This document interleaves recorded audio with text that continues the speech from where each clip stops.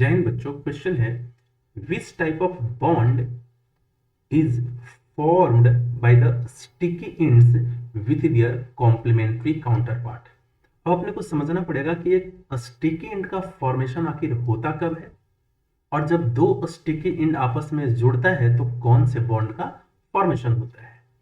इसके लिए अपने को समझना पड़ेगा मैकेनिज्म ऑफ जेनेटिक इंजीनियरिंग। इस जेनेटिक इंजीनियरिंग में हम लोग करते क्या है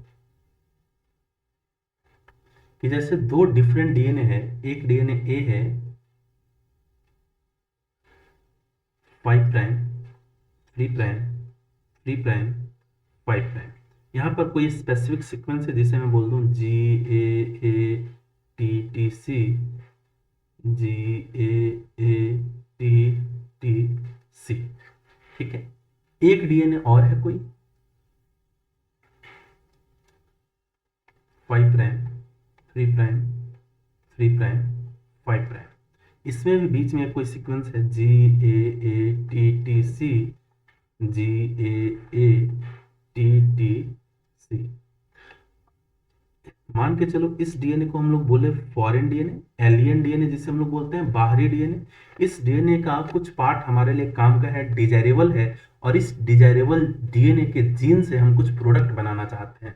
अब प्रोडक्ट बनाने के लिए सबसे पहले हमें इसे क्या करना पड़ेगा, वेक्टर डीएनए के साथ जोड़ा जाता है। अब जैसे वेक्टर डीएनए के साथ जोड़ेंगे तो दोनों जगह पर एक कॉमन रिस्ट्रिक्शन एंजाइम का एक्शन करवाते हैं। जैसे मान के चलो यहाँ पर हम जो रिस्ट्रिक्शन एंजाइम ले रहे हैं वो है, उस रिस्ट्रिक्शन एंजाइम का नाम क्या है, इको R1। रिस्ट्रिक्शन एंजाइम के बारे में हम सबको पता है कि रिस्ट्रिक्शन एंजाइम को हम लोग मॉलिक्यूलर सीजर भी बोलते हैं, और ये मॉलिक्यूलर सीजर डीएनए को एक स्पेसिफिक सीक्वेंस पर कट करता है, एक स्पेसिफिक सीक्वेंस पर कट करता है, जिस स्पेसिफिक सीक्वेंस को हम लोग पैलिंड्रोमिक सीक्वेंस भी बोलते हैं। ठीक है, अब दोनों डीएनए में हम सेम एक ही रिस्ट्रिक्शन एंजाइम का इंडक्शन करवाते हैं।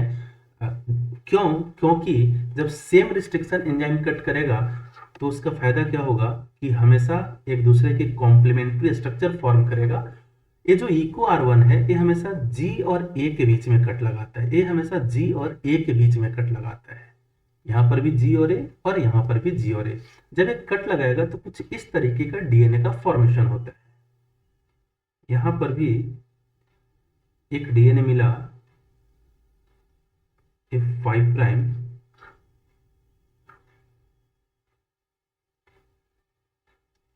ये 3 प्राइम, यहाँ पर कट लगाया था जी के ऊपर, यहाँ था सी नीचे, टी टी ए ए। बाकी जो ए वाला रिमेनिंग पार्ट है यहाँ से कट करके हटा दिया गया, इस वाले डीएनए के पार्ट को हटा दिया गया। अब चूंकि यहाँ पर सिंगल स्टैंडर्ड बना है, इस सिंगल स्टैंडर्ड के कारण ही हम क्या बोलते हैं, स्टिकी एंड।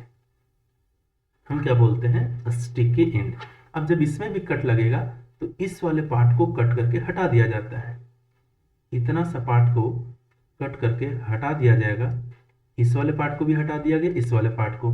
तो इधर जो डीएनए बचा वो कुछ इस तरीके का बचा, 3 प्राइम 5 प्राइम सी जी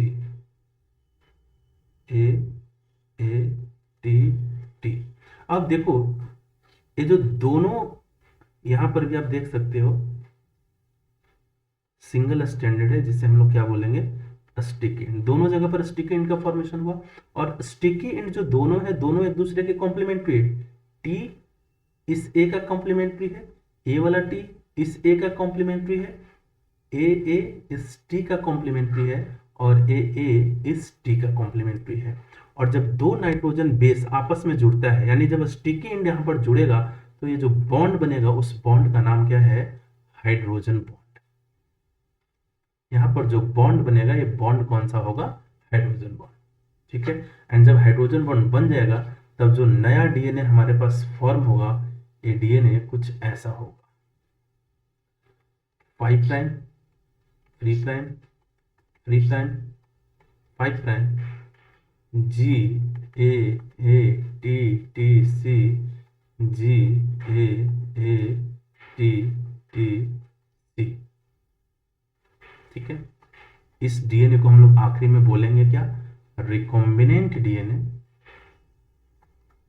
और इस टेक्नोलॉजी को हम लोग क्या बोलते हैं, रिकॉम्बिनेंट डीएनए टेक्नोलॉजी। ठीक है। तो यहाँ पर जो बॉन्ड बनेगा वो कौन सा, हाइड्रोजन बॉन्ड। ग्लाइकोसिडिक बॉन्ड सिर्फ और सिर्फ कब बनता है, जब नाइट्रोजन बेस पेंटोज शुगर के साथ बॉन्ड बनाता है तो दोनों के बीच में ग्लाइकोसिडिक बॉन्ड बनता है, इसलिए ऑप्शन गलत है।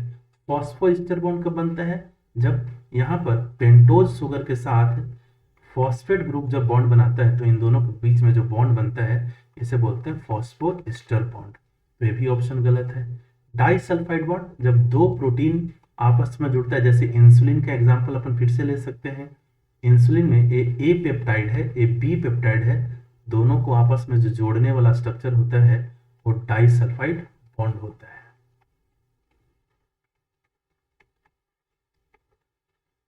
यानी डाइसल्फाइड बॉन्ड भी गलत है। सही ऑप्शन क्या है, hydrogen bond. C is the correct option. Best of luck.